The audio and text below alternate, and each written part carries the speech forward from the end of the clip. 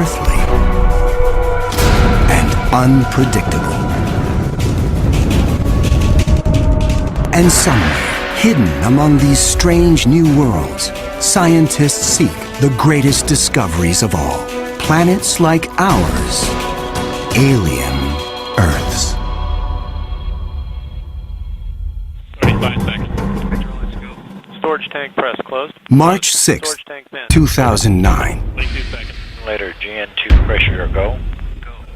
This Delta II rocket is going through its final pre-flight check. 7.1.3. Drop 1. Engine start, 1, 0, and liftoff. It is the start of an extraordinarily ambitious mission.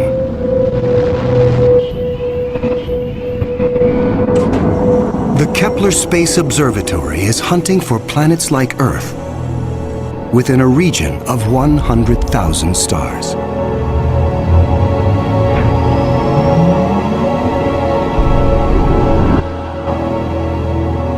It is the culmination of a journey that began more than a decade ago with one of the most profound scientific discoveries ever made.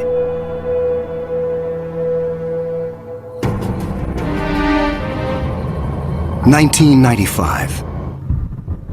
Swiss astronomer Michel Mayor and his team make a routine observation of stars in the constellation Pegasus, located 50 light-years away. But the instruments show something strange. One star is violently lurching and wobbling.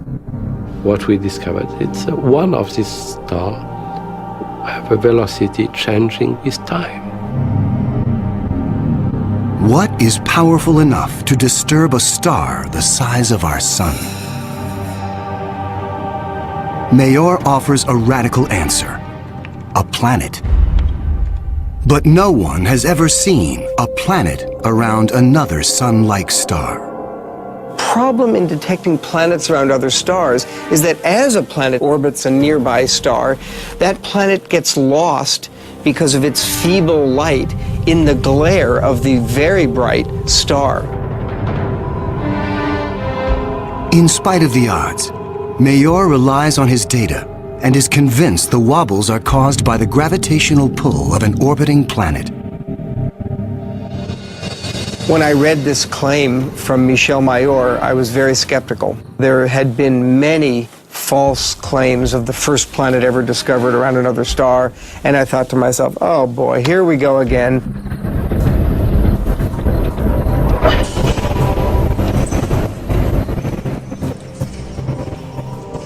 So I decided to observe the star on 4 consecutive nights.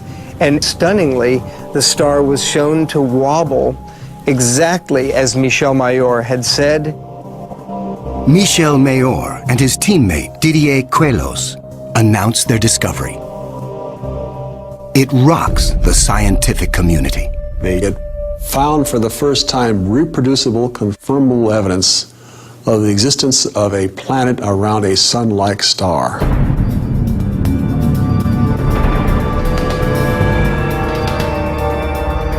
Officially called 51 Pegasi b, the planet is nicknamed Bellerophon in honor of the Greek hero who tamed the winged horse Pegasus.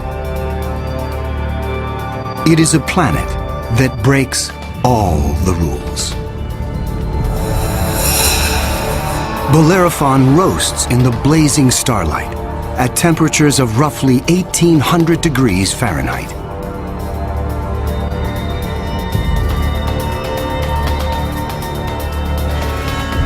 It is nearly 150 times more massive than Earth and is a gas giant like Jupiter. A gas giant is a planet made mostly of hydrogen and helium. Only the outer layers are gas, but inside, hydrogen and helium is compressed to huge, huge, huge pressures. It doesn't resemble a gas at all.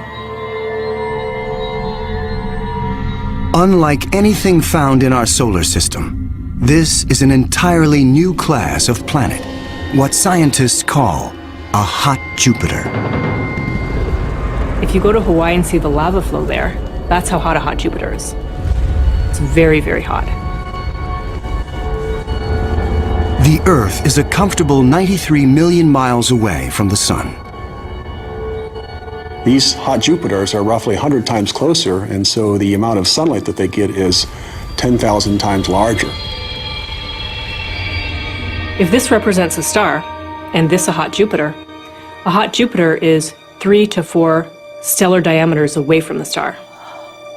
So that would be 1, 2, 3.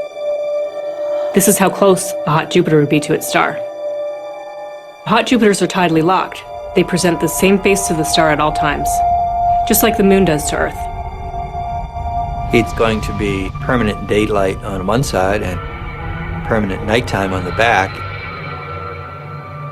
If I were stuck on a hot Jupiter, I'd want to be on the back side and hope that some of the heat from the front side facing the star would make its way around the back.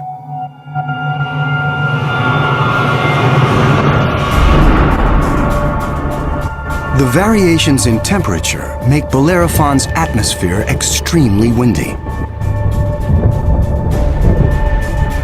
The wind howls at thousands of miles per hour, far beyond anything we could ever withstand.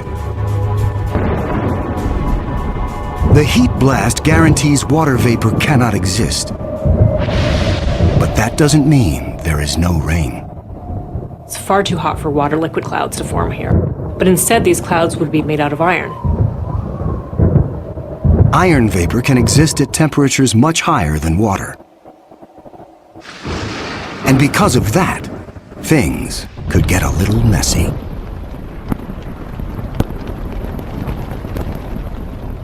You better have an umbrella that's pretty sturdy, because the iron is going to start coating your umbrella very rapidly and making it extremely heavy and just crush that umbrella.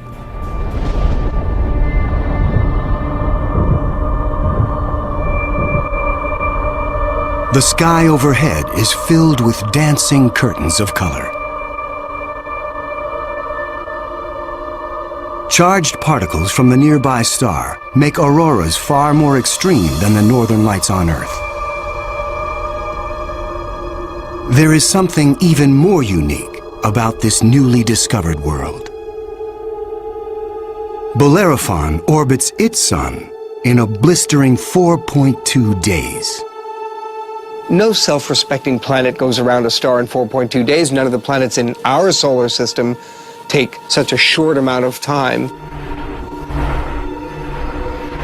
For scientists, the tiny orbit challenges long-held notions of how planets form. The fact that the planet was orbiting every 4 days was a total puzzle until one night in the middle of the night I woke up and said, well, this must be proof that planets migrate inwards. They don't stay put where they are. The key to the puzzle is found in how planets are made. Planets are a byproduct of star formation. When stars form, they have a disk of dust and debris around them, and out of that debris, planets form. Much of what we know comes from Hubble's Space Telescope, as it aims at regions like the Eagle Nebula. This interstellar cloud is studded with collapsing disks of dust and gas. A giant clump grows in the center of each disk. Temperatures reach a searing 18 million degrees. The same nuclear fusion that powers our sun is unleashed.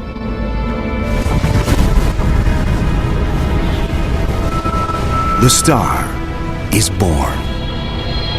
Radiation from the star generates a stellar wind that sweeps away leftover dust and debris.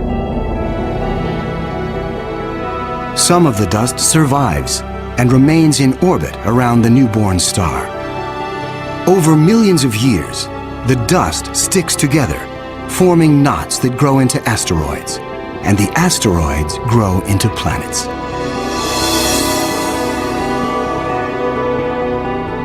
These planets migrate through the disk until they find a stable orbit.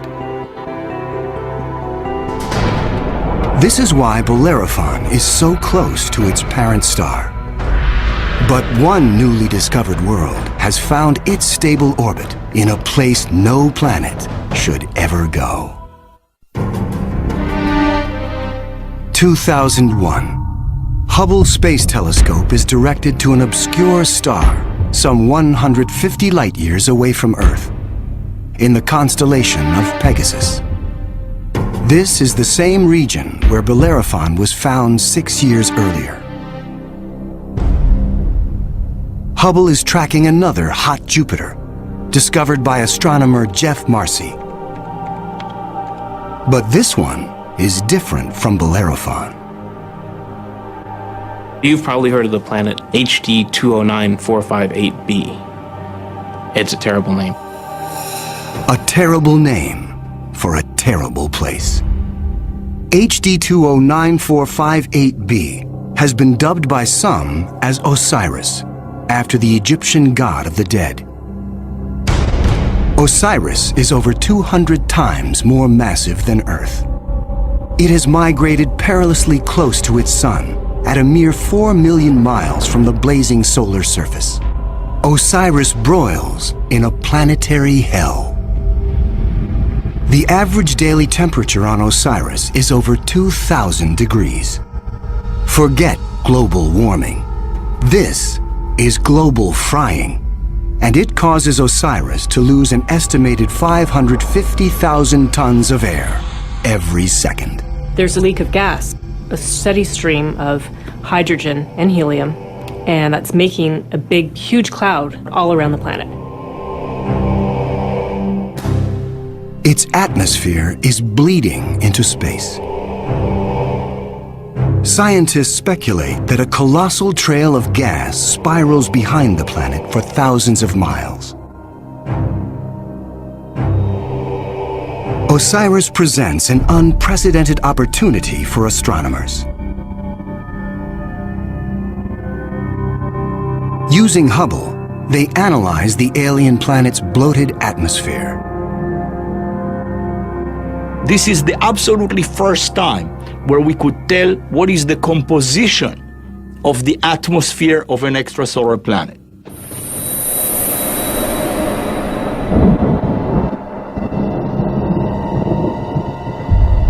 Surprisingly, Hubble detects many of the basic chemicals needed for life.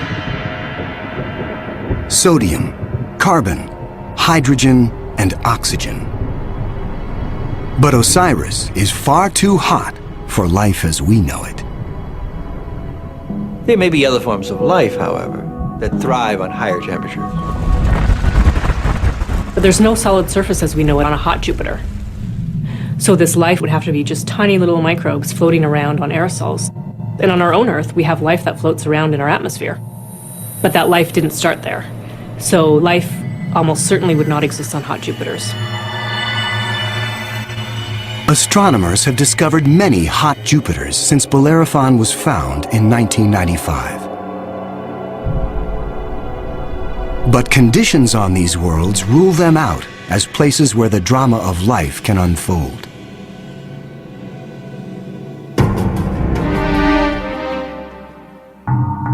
One of these gas giants is a planet that teases the rules of evolution.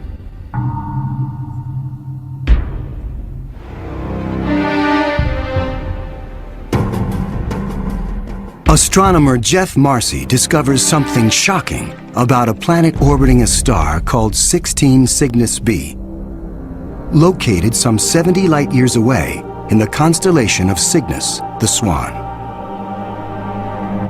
The planet was clearly in an elongated orbit, bringing the planet close to and then far from the host star.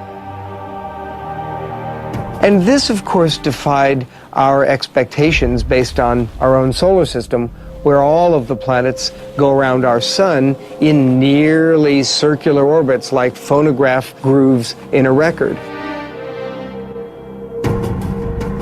Like a giant yo-yo in space, the gas giant swings back and forth across its solar system.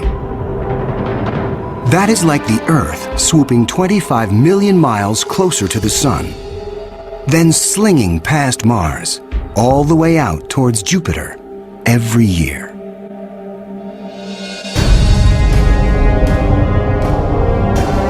And like all of the gas giants in our solar system, this yo-yo planet might have an entourage of moons. Marcy speculates that one of these moons could be similar to Earth.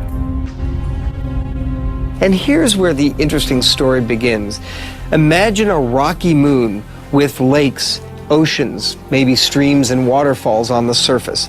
The moon orbiting its planet, the two of them orbiting the host star. Unlike the airless moon that circles the Earth, this moon is a world with extreme seasons.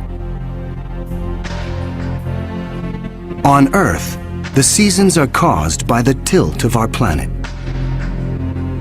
Here, they are caused by the elongated orbit. These poor planets that are in these elongated elliptical orbits suffer terrible changes in their climate throughout a year. As they make their closest approach, the yo-yo planet and its moon are blowtorched by the star. Summer begins. The atmosphere on the Earth-like moon is savaged with raging storms. Category 5 hurricanes on Earth are tiny eddies compared to the monster vortexes that form here.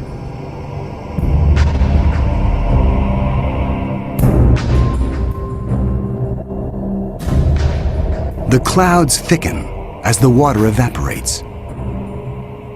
Temperatures rise dramatically. Any water or gases would heat up, and indeed the oceans would boil into steam, so you'd end up with a big steam bath. During the peak of the summer, the entire moon is smothered in 800-degree temperatures.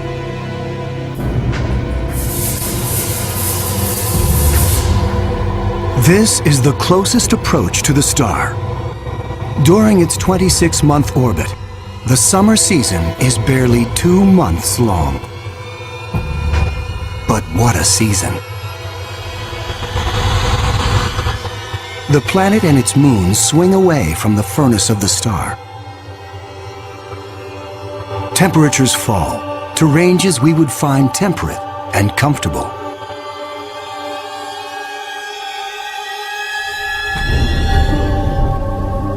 With the coming of fall, the rains return to the parched and roasted moon. Dry ocean basins are replenished, and the seas rise to form new shorelines. Tranquility prevails as the yo-yo planet and its moon slip into the deep freeze of winter.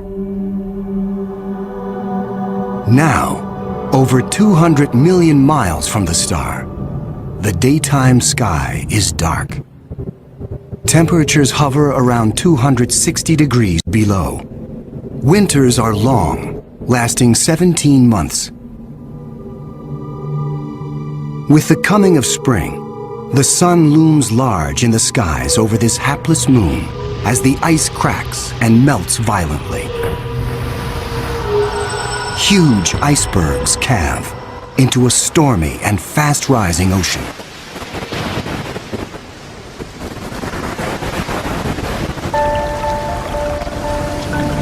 For 2 preciously short periods, during the spring thaw and the autumn rains, the climate on this Earth-like moon is balmy and comfortable. At a distance of 93 million miles from the star, roughly the same distance as Earth from the Sun, the elliptical orbit of this planet and its moon crosses an area around the star some scientists call the Goldilocks zone. The conditions here are just right for life. If you're too close to the star, then it's too hot. If you're too far away, then it's going to be too cold and everything's going to be icy. But then if you're right in the middle, it's just right. Every star has a Goldilocks zone.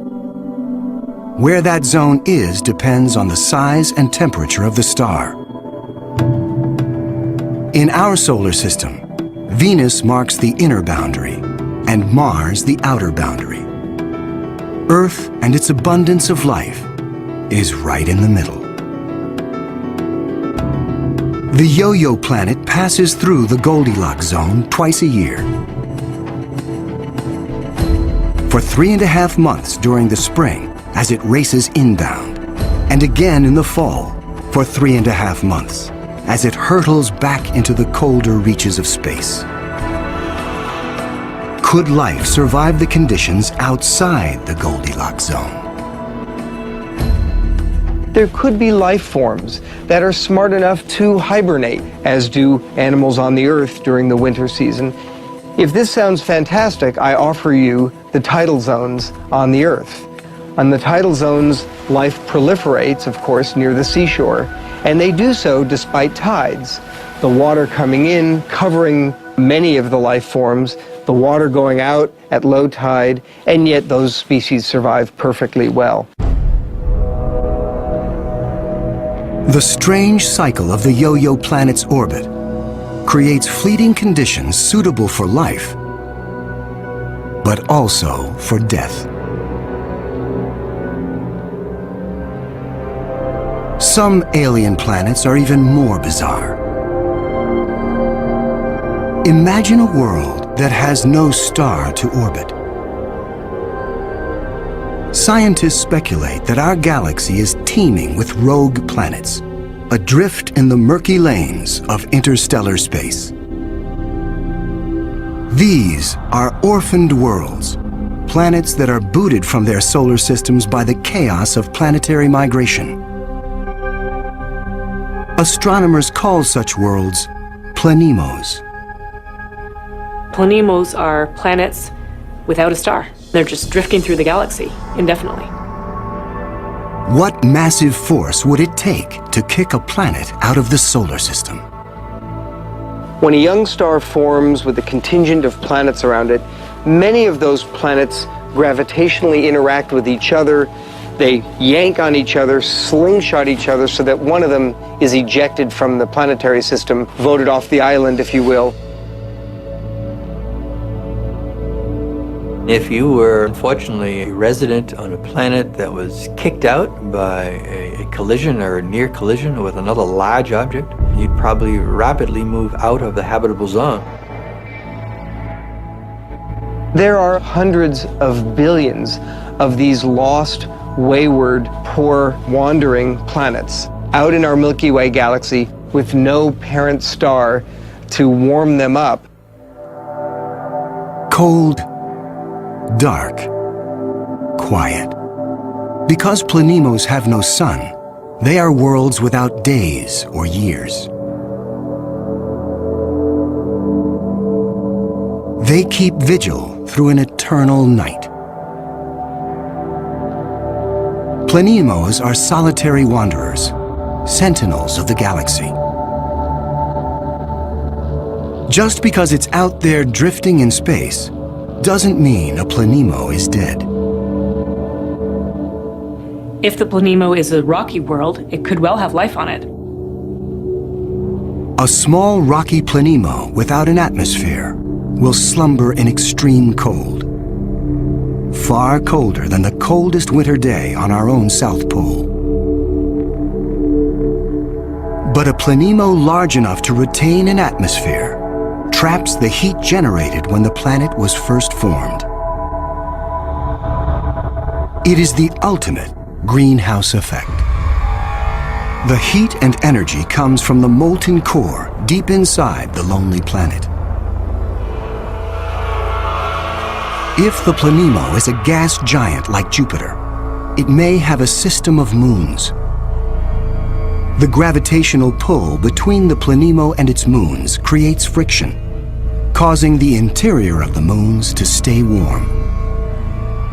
These moons could also have life on them, in the same way that Jupiter's moon Io has volcanoes and has a lot of heat energy being generated by interactions with Jupiter and the other moons. If anything lives here, it will be single cells, like common bacteria found on Earth. Not complex life forms.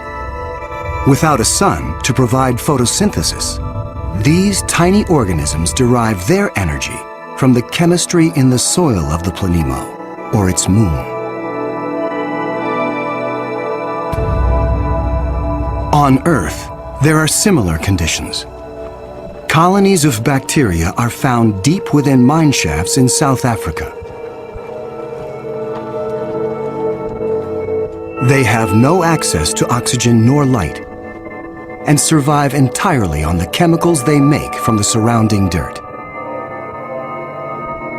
Their metabolisms are extremely slow, and they reproduce only once every 1,000 years.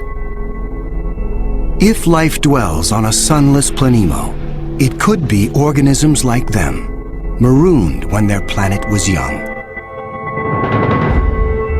While planemos slumber undisturbed, there are worse places to be in the universe. Like in the company of this lethal pulsar, some 980 light-years from Earth, in the constellation of Virgo. From afar, a pulsar looks like a blinking light. But up close, pulsars machine gun their surroundings with deadly radiation. They are no place for planets. Yet something interferes with the precision of this pulsar. One explanation is that the anomaly is caused by a planet.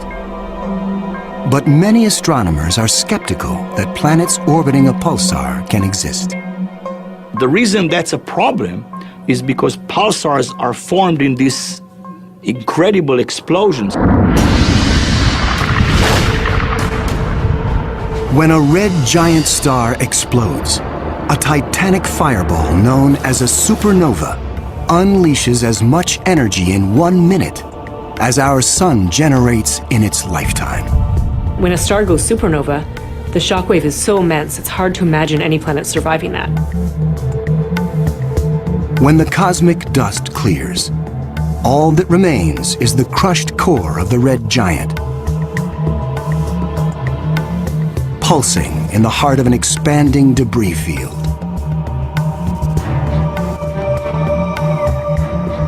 Matter blasted from the colossal explosion falls back to the pulsar and forms a disk. Within this chaos, a new world arises, born of fire and destruction, a planetary zombie raised from the carcass of the former red giant star. It's amazing that planets could form in that environment. A planet orbiting a pulsar will give you the feeling of being in a disco bar with a very strong strobe light, which is the pulsar. Radiation from this stellar beast breaks down the organic molecules needed for life. The pulsar has these very strong magnetic fields that are being spun around as the star is rotating quickly, and it's picking up any material, electrons, protons, and speeding them up and slinging them out at high speed. So it's like a solar wind with a vengeance. I can't imagine that there would be much of an opportunity for even simple life, microbial life, to emerge and to flourish on a planet around a pulsar. Largely because if you were in the pulse, you'd be severely energized, and if you were not in the pulse, you would be completely devoid of energy. The discovery of pulsar planets shows how new worlds can form in the wake of a star's destruction. No matter where a planet arises, the process of its birth is fraught with danger. Sometimes, the violence is so great, the end of the world comes before the beginning. 2007. Astronomers using the giant Gemini North telescope make a strange discovery in the Pleiades cluster some 400 light-years from Earth.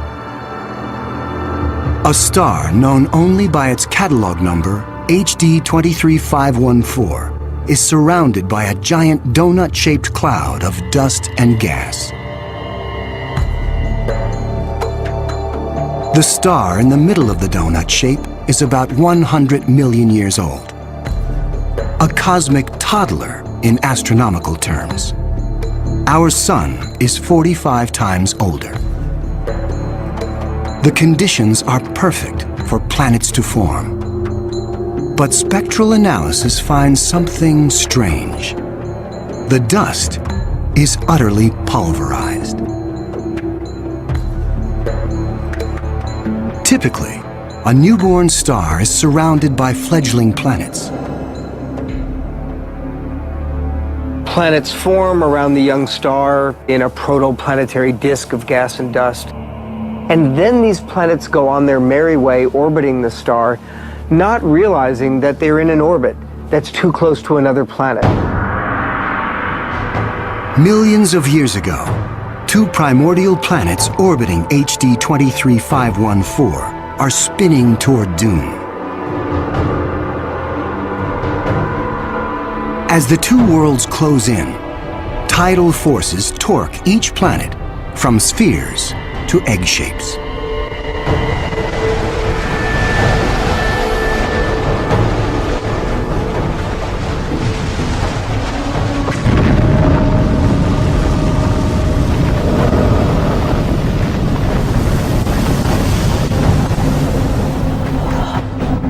Nothing remains. The two worlds are annihilated, creating the dust and debris seen around star HD 23514. 4 billion years ago, a similar apocalypse came to Earth. A Mars-sized planet forms in roughly the same orbit as the newborn Earth. Like the planets at HD 23514, Earth and this Mars-sized body are barreling toward each other. If you happen to be unlucky enough to be standing on a growing planet when it was in the process of still becoming the Earth, you might wake up one morning and notice that the sky was getting darker and darker as a Mars-sized body was coming at you within a period of less than an hour.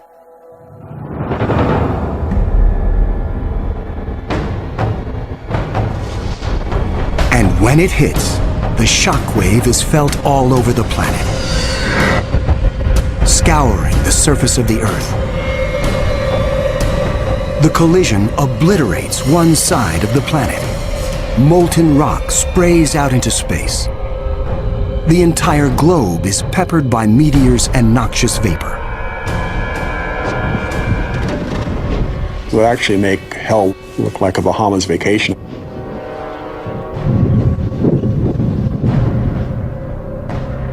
The debris field from the collision coalesces and forms our moon. It is a new beginning for our planet. Collisions are part of the birth process for planetary systems. Building up a terrestrial planet is probably all about colliding pieces of rock together. And all across the galaxy, colliding pieces of rock are forming terrestrial worlds that defy the imagination.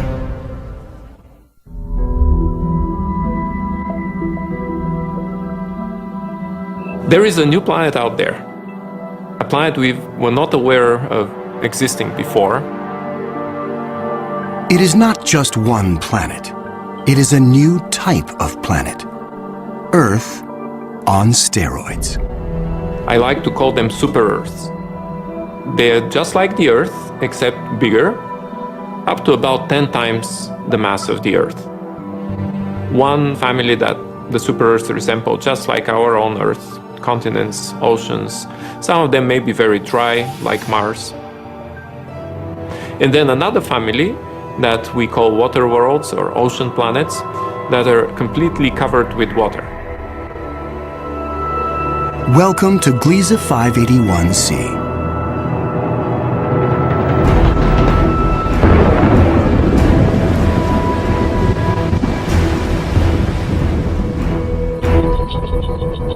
This planet was found by Michel Mayor, and it orbits with 2 other planets around a very small star. It's only 20 light-years away in the constellation of Libra and is one of the smallest terrestrial planets found beyond our solar system. That doesn't mean Gliese 581c is small. It's still a super-Earth, with 5 times the mass of our home planet. But it's the possibility of liquid water that excites scientists. An ocean planet feels like being in the middle of the Pacific Ocean, with no land inside, just water, puffy white clouds, and blue sky above you. The winds on the ocean world are going to be similar to that of the Earth. So it will be a very good place to sail. The weather's absolutely perfect. Every day you get a clear blue sky and the sun just stays in the same place. Now how's that for weather prediction? No land anywhere. Even miles beneath the surface. This water layer would extend very far down, at least a quarter of the way down in the planet. But as we dive deeper into the sea, the pressure builds. At 35,000 feet below the surface, we pass the point where the deepest oceans on Earth bottom out. We pass the 100,000-foot mark.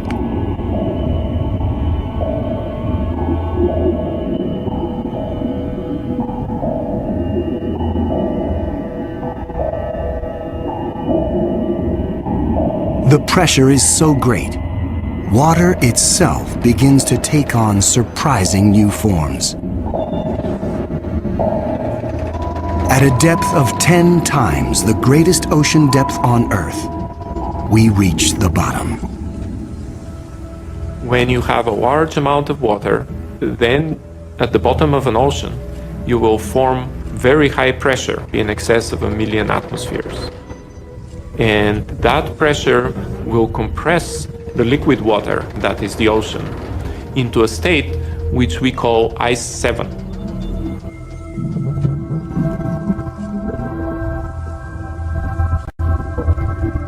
No, it's not like ice in your refrigerator. The molecules of water that are in the ice in your refrigerator are kind of all jumbled up. But if you form ice under very high pressure, then the water molecules can become ordered, they can become aligned.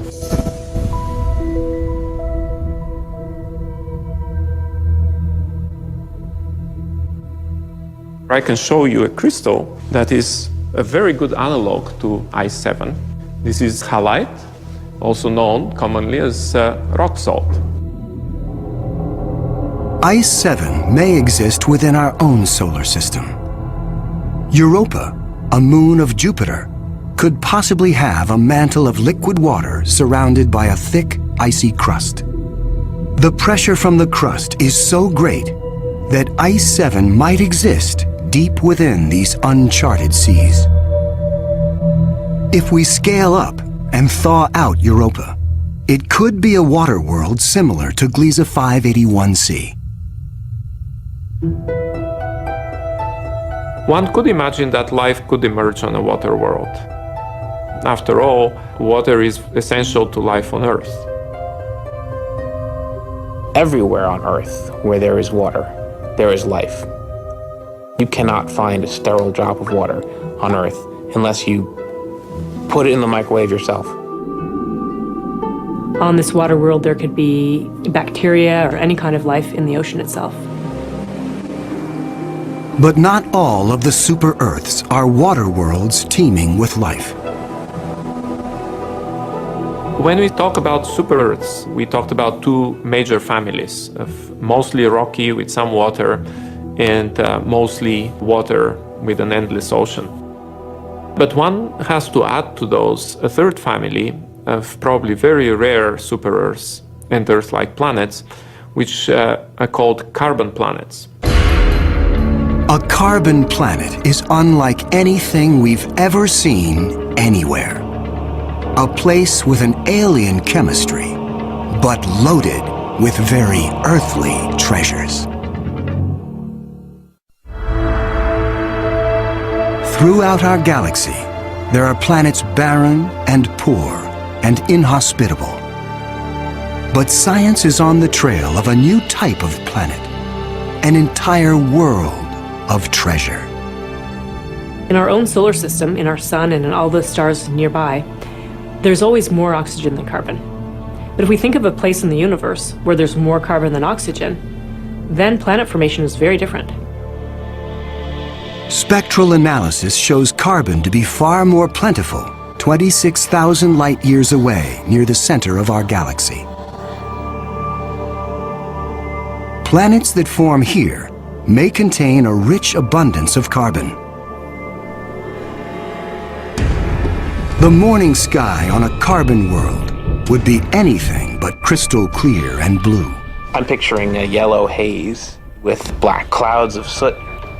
And as you descended farther down in the atmosphere, I could imagine lakes that were made out of compounds like methane or gasoline. I'm picturing these bubbling, foul-smelling pits of black ooze, like an oil well. With little or no water in the atmosphere, the air is made of carbon compounds. Methane, butane, pentane, benzene, all these different kinds of carbon compounds that separate out when you refine gasoline. One day it might be raining benzene. The next day it might be raining butane. Alien as carbon planets might seem, the air quality could be familiar to some. The air in a very benzene-rich planet will resemble that of LA. A lot of small particles that unfortunately we are quite used to from the exhaust of cars. Despite the pollution, carbon planets could come with a sparkling upside. You might see diamond because the planet may have substantial quantities of pure carbon that it's formed out of. And pure carbon, when you compress it, tends to form into diamond. The secrets of exotic planets like these are waiting to be discovered all across the galaxy. But astronomers won't be satisfied until they find the Holy Grail. A planet like our own, one that sustains life, the next Earth.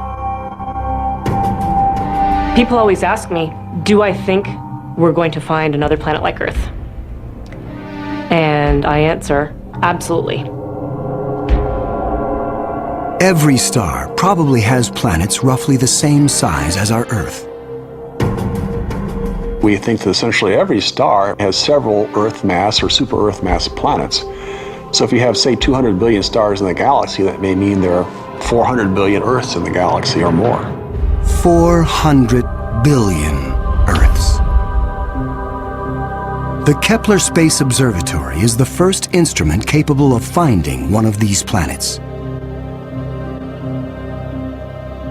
Kepler is looking at the constellation Cygnus in the night sky at 100,000 stars, taking picture after picture after picture, minute after minute. And the goal of Kepler is simple: to look for stars among the 100,000 that dim. When a star dims slightly, it means a planet passes in front, blocking some of the light.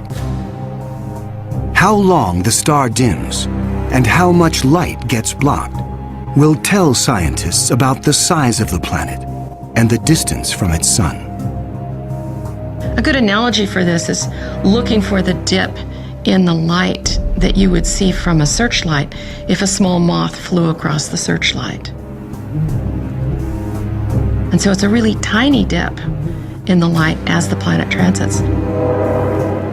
It is a very powerful technique because it allows you to discover planets that are even smaller than the size of the Earth around stars similar to the Sun. It is a technique that is changing the course of science. We think we may be able to find a planet that is habitable in the next few years. Scientists estimate the Kepler mission will find a minimum of 50 alien Earths. One of the big questions that anybody looking for life beyond the Earth is facing today is, what if we don't recognize life even though we discover it? Conditions on an alien Earth may cause life to evolve differently. My hope is that we'll see some sign that will make our hairs stand up on the back of our necks. Whatever that sign is, it will be the first chapter on the greatest scientific story